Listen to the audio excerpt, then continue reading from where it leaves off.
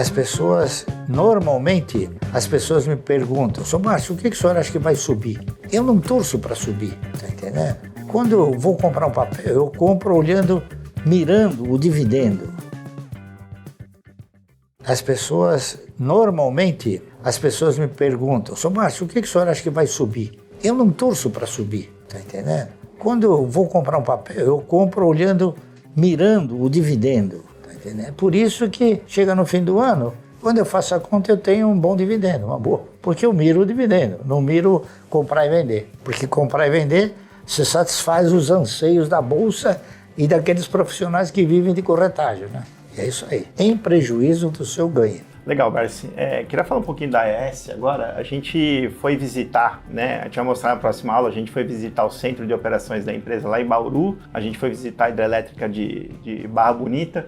E uma coisa que impressiona lá na hidrelétrica, mas que ela foi construída há 60 anos atrás e continua igualzinha, a mesma barragem, né? Os ativos eles vão sendo melhorados e continua gerando muito caixa para a empresa, esse negócio aí que foi construído há 60 anos atrás. E se você voltar lá daqui a 30 anos, provavelmente vai ser ainda um negócio que continua lá gerando muito caixa e gerando muita energia. O que te atrai na AES? Assim, é a sua quinta maior posição hoje, né? Você tem mais de 5% da empresa. O que te atrai na AES nesse setor de energia? Essa perenidade do negócio?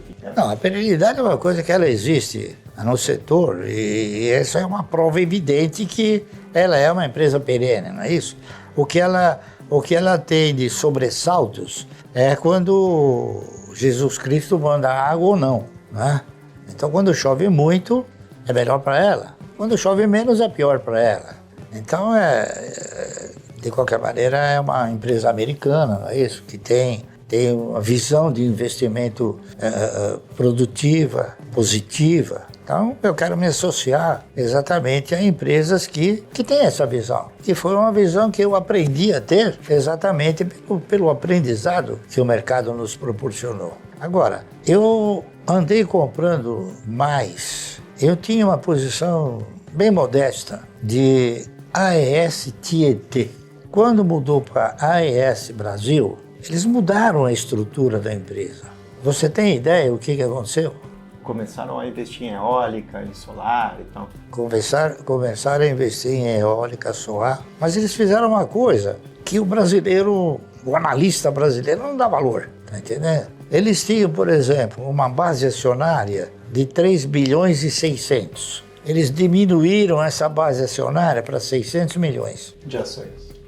O que vai acontecer? Se ela desse um lucro, vamos supor, de 100 mil reais, ela ia ter que ratear esse lucro em 3 bilhões e 600 milhões de ações. Agora, se ela der um lucro de 100 milhões, ela vai ratear entre 600 milhões só. Então o que vai acontecer? O dividendo vai crescer?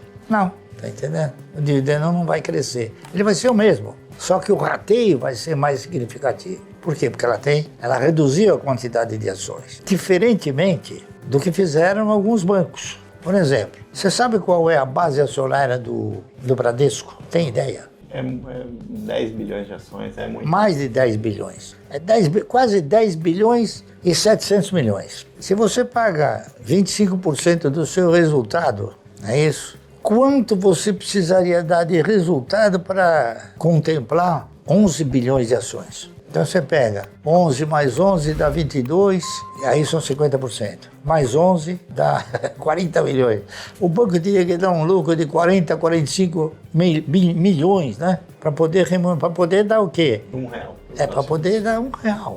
Não, ele não vai dar isso, não é? A base acionária é um indicador de quanto poderá ser o dividendo. O Itaú, depois que ele aumentou significativamente a sua base acionária, que hoje, se não me falha a memória, 7 bilhões de alguma coisa, ele diminuiu, ele reduziu. A Itaúsa, a base acionária dela, acho que é 8 ou 9 bilhões de ações. Então, ela precisa dar um lucro muito grande, ela precisa ter um crescimento muito grande, tá? Para poder remunerar bem. E eu também vendi as minhas ações da Itaúsa, porque a Itaúsa é uma holding, não é isso? E o melhor papel que ela tem na sua carteira se chama Banco Itaú. Só que aí ela começou a comprar ações de outras empresas que eu não achei um bom negócio. Por exemplo, ela andou se associando para comprar Alpargata, CCR. Alpargata, sabe o que é alpargata? Chinelinho. Entendeu? Então ela comprou um produto de chinelinho. Não, mas ela fez uma parceria, se não me falha a memória, com uma empresa de distribuição de gás. E ela fez também uma parceria com a CCR, parece. Então eu achei que essas parcerias, porque tanto a Alpargata como a empresa que ela comprou de gás, como a CCR, eles pagam um dividendo pífio, tá entendendo? Então nunca irá aumentar o dividendo dela. Então eu peguei e vendi. Com isso eu comprei outras, é claro, né? Então fui substituindo. Hoje eu tenho uma posição boa de Vibra, né? Que eu tinha 3, Vibra, Cosan e Ultrapar. Então eu eliminei a Ultrapar, tá entendendo? A gente está aí atento, né? A uma possível, né? Que eu acredito que não vai se concretizar, porque eu acho que o pessoal da Dínamo não é burro, tá entendendo? De fazer a fusão com a Eneva, né? Porque a Eneva é geração térmica, né? Tá todo mundo fugindo da geração térmica e ela quer. Então, o que acontece? A Eneva já tentou fazer parceria com a AES Brasil. Inteligentemente, os americanos falaram não. Ela tentou fazer uma parceria também com a Petróleo Recôncavo, né? Eles falaram não. Agora estão tentando com a Vibra. Então, o que acontece? A gente percebe que não é que eles querem fazer parceria. A gente percebe que eles querem se livrar desse abacaxi, tá entendendo? Então, o pessoal da Dínamo já falou, não, que não sei o quê. O meu conselho pro cara da Dínamo é o seguinte, vai e compra tudo que você pode pessoalmente da Eneva. Compra a Eneva pra você. Se você acha que é tão bom, mas não queira comprometer uma empresa que dá ótimos resultados. Tá entendendo? O senhor vai votar contra essa fusão aí? Eu vou votar contra e vou falar contra também, né? E vou falar o seguinte, se for preciso, também eu quero falar com o pessoal, os membros do conselho, porque tem membros do conselho lá que tem, assim, o perfil dos acionistas minoritários, eu não sei muito simpático a ele, né? Tá entendendo? Eu comprei Vibra, não com a aspiração dela fazer uma parceria com a Eneva, né? Então eu acho que aqueles que querem fazer a parceria com a Eneva, comprem a Eneva. E se enfia a Eneva até porque a Eneva, você sabe que eles compraram aquilo por R$1, né? Foi do Eike Batista. Era do Eike Batista. Então o André e o Caio B, que é o ex-dono do Unibanco, eles compraram aquilo por R$1, levaram o papel para 15, agora querem, tá entendendo? Se for por 50 centavos, talvez a gente... Não é? 50 centavos, mas mais do que isso não. Tá bom. Ô, Barça, a gente estava falando aqui há pouco que o investimento orientado a dividendos, ele cresceu muito no Brasil nos últimos anos e tem dados que você consegue puxar da Bolsa que mostram isso. Então, o Banco do Brasil hoje é a ação que mais tem acionistas no Brasil, são mais de 1 milhão de acionistas. A Klabin, quando você pega o número dela em abril de 2022, ela tinha 250 mil acionistas. Agora tem mais de 600 mil acionistas. Mas o Banco do Brasil também foi outro papel que a gente sempre falou. Era justamente a minha pergunta. Quanto o senhor acha que o senhor é responsável por esse crescimento do investimento orientado a dividendos no Brasil? Não, eu não quero me considerar um responsável. E eu fico feliz que houve esse crescimento, porque na realidade esses papéis que a gente comentou, realmente eles são papéis que produzem e oferecem um bom dividendo, não é isso? Então, eu acho que eu me sinto até feliz por muita gente ter escutado o que eu falo, porque na verdade faz parte da minha carteira o Banco do Brasil, né? Desde 1971, 72. E se for possível ainda eu compro um pouco mais, mas é que não dá crise, o Banco do Brasil não tem crise. A gente fica torcendo, né, por alguma coisa, mas lamentavelmente ele está melhorando os dividendos, né, melhorando o lucro e tal. Outro aspecto que provavelmente o senhor ajudou muita gente, Márcio, foi avisando, né, as pessoas sobre ações de varejo, né? O senhor sempre foi uma voz muito, muito vocal, muito estridente contra essas ações, já falou que, enfim, um dia o Magazine Luiza vai quebrar. Não, veja bem, eu gostaria de esclarecer o seguinte. Eu nunca fui nada contra essas ações, nem contra essas empresas. Quando me perguntaram o que eu achava do Magazine Luiza, foi porque o Magazine Luiza ela foi alvo de um crescimento inacreditável. Quer dizer, um crescimento talvez que potencializou o preço da ação até um determinado valor que ela ela não tinha condições de remunerar. Porque eu interpreto o seguinte, uma ação, ela vale aquilo que ela consegue remunerar. O resto é fantasia, tá entendendo? Fantasia.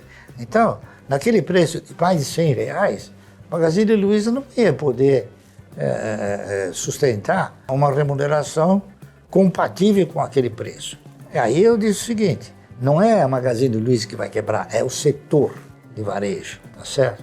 Então aí eu citei uns 20, Casa Anglo, que é o MAP, Mesbla, Sloper, Clipper, Ultralar, e vai por aí afora.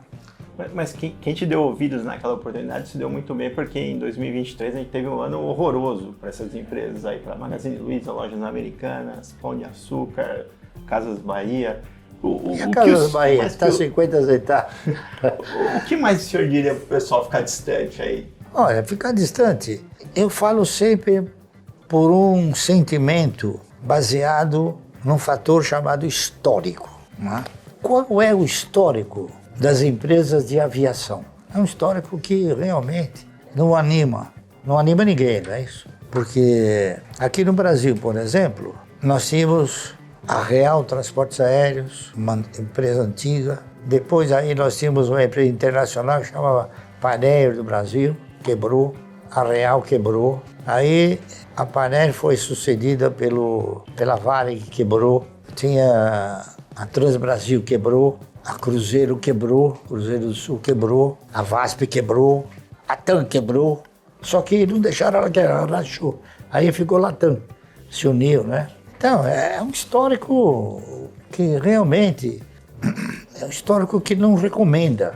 Por que esse histórico não recomenda? Porque o administrador de uma empresa de aviação, ele não depende só da capacidade dele. Ele depende muito, por exemplo, da ANAC. Hoje a ANAC, antes não era a ANAC. Então, você tinha um outro órgão aí que controlava também. Você tem o problema do combustível, você tem o problema do poder aquisitivo do cidadão. Tem uma série de problemas que eles estão diretamente ligados a isso. Então, eu achei que o setor de aviação é um setor que não inspira essa credibilidade de distribuir dividendos como as demais. Construtoras também, elas não inspiram essa, porque a construtora ela não tem patrimônio, ela não tem patrimônio fixo, não é que nem a Klabin, que tem um patrimônio fixo, que ele é Suzano, né? E aí, tudo aquilo que é passível, né, de um problema, eu fui exorcizando. Você quer ver uma outra coisa que não paga bom dividendo? São os shoppings, porque ficou muito caro.